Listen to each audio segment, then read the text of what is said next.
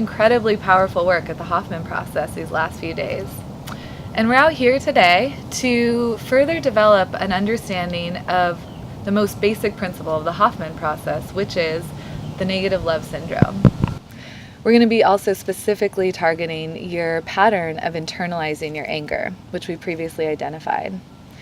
So the negative love syndrome is something that happens to all of us as little children. We come into this world in this authentic state with the most basic survival skill of needing and desiring love from our parents and caregivers. And what inevitably happens along the way, to no fault of ours or our parents really, is that those instincts become learned pattern styles of behavior. And so instead of being authentically in touch with yourself, you're living your life in a patterned way. And so the goal of our work today is to develop a deeper awareness of when you're operating from a patterned state of being rather than your authentic self.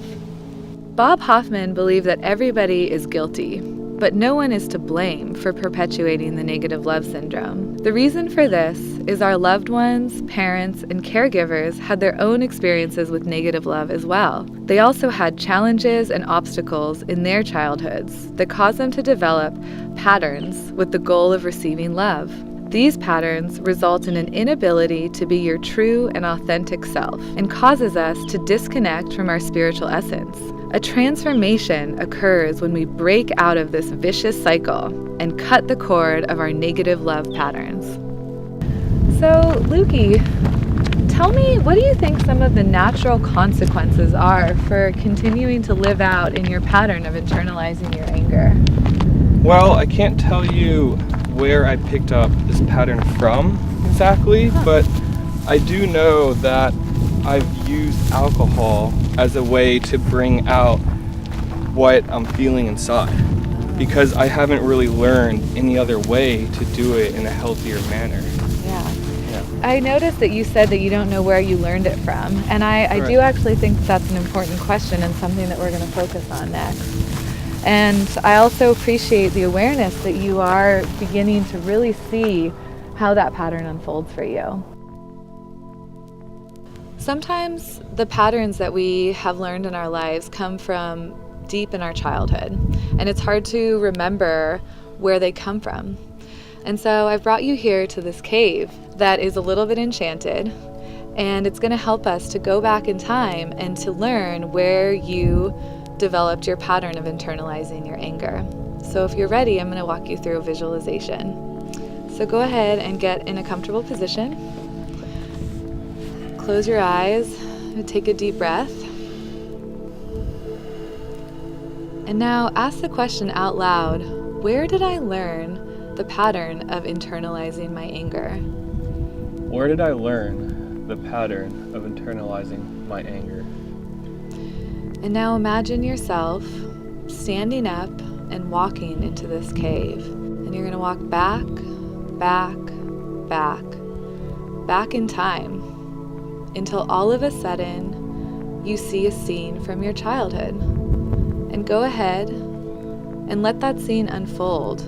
Let it unfold naturally and see what happens.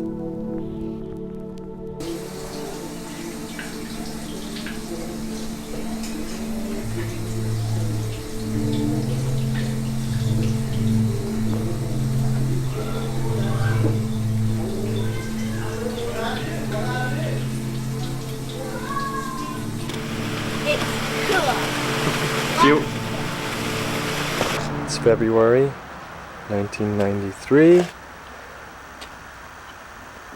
and Kathy is moving out to her new house somewhere.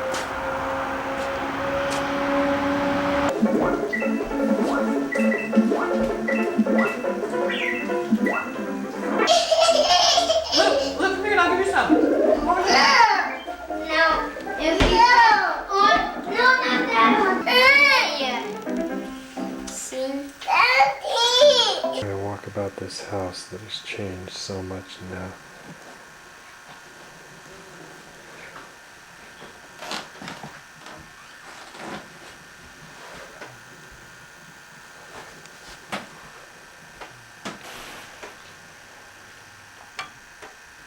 So familiar now, I've changed. No kitchen table, where the family once ate. Gone to Kathy's new house. Cutaway center. Cutaway center. Yeah. You didn't get all the stuff you wanted? Oh, it's okay. What's wrong? Mhm. Is there something you're missing?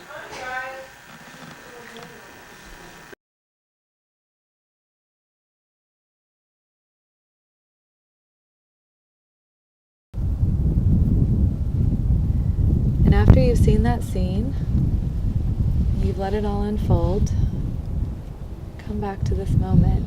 Feel yourself on the rock, in the wind. And when you're ready, open your eyes and tell me what you saw.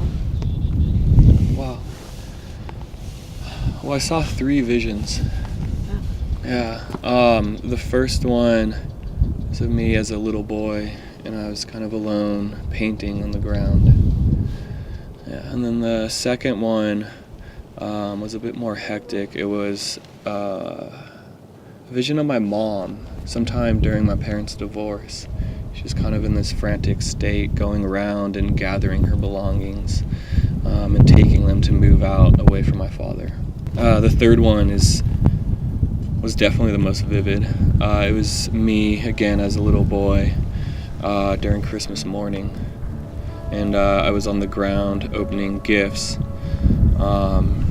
and I had this kind of this painful look on my face, and it just made a dramatic impression with me because, as a little boy opening presents, supposed to be joyful and, really just a light experience. But my dad noticed that, and he asked me if everything was okay, if he got me all the presents that I wanted, and he could tell that I was concerned or feeling something. But instead I just looked up at him and said, "No, Dad, everything's great. You got me everything that I wanted." But it was pretty obvious that just by that look that I was feeling something and pushing it down. Wow, that's a powerful memory that you had. Yeah, definitely. I definitely see it fits into your pattern of internalizing your anger. Yeah. What do you see? I mean, it's definitely something that I've adopted and just carried on with me. I have been doing that more and more over my aging. So all of those scenes seem very poignant too, of you. It sounds like painting alone as a younger child. Is that right? Yeah, I think around like 6 or 8, I would Okay. say. Yeah. And then I think it's very significant that your parents' divorce was brought up around then too. Mhm. And then Christmas, which is a very family-oriented time. Right. I can imagine there was a lot going on. Yeah. Wow, that's Yeah. really powerful work. Yeah. Thank you. Lukey, you've done such incredible work today on deepening your understanding of the negative love syndrome and hopefully understanding your pattern of internalizing your anger even more. Definitely. It looks very clear to me that we're both more in touch with our spiritual selves after this work today. Yes. Maybe this will be a good time to take a moment and receive a message from your spiritual self that could help embody all of the great work that you've done today. Yeah. It definitely can't be afraid to give voice to the raw and organic emotions that I feel inside of me and just be able to set them free. Yes. Thank you. Thank you. I truly believe that I could be a great Hoffman teacher. I have a natural, empathic, and compassionate way of being. And in Hoffman they say, I see you and I love you. And I really do. I chose to depict the scene that you just watched specifically because it relates to how I was raised and also what inspires me the most about the Hoffman process. Part of what has always helped me to heal is to have a creative and ritualistic experience that can help me to break out of stuck places and let things go that I no longer need to hold on to. I was raised in a very creative way with parents that took my brothers and I out to natural spaces and encouraged our self-expression in a very natural and authentic way. As an adult, I have used these experiences to develop my own personal and professional tactics in order to help myself and others heal. Part of why I'm so drawn to the Hoffman process, and also why I believe I could be a great teacher, is because I really resonate with the creativity and ritualistic expression that the Hoffman process encourages. I also think that I read human emotion very well, and honestly can't even help but focus on anything that doesn't feel authentic in someone else or also in myself. When I see that somebody is stuck emotionally, it's hard for me to not creatively engage with that pattern. When I was 18 years old, I always remember somebody asked me what my passion was, and the answer was very clear to me, which was people. I'm passionate about people and healing, and I love to help people live their most authentic lives possible. I believe that when we're in touch with ourselves, the world around us falls into harmony. Now, if everybody could be free from patterns, then that is a world that I want to live in.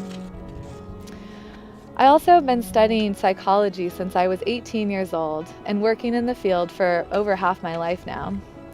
I'm driven by results and really believe that people can heal from emotional wounds and live happier and more liberated lives. I've also never experienced a program or process that is as geniusly crafted as Hoffman, and I really want to be a part of a program that gets the lasting results and transformational changes that the Hoffman process does.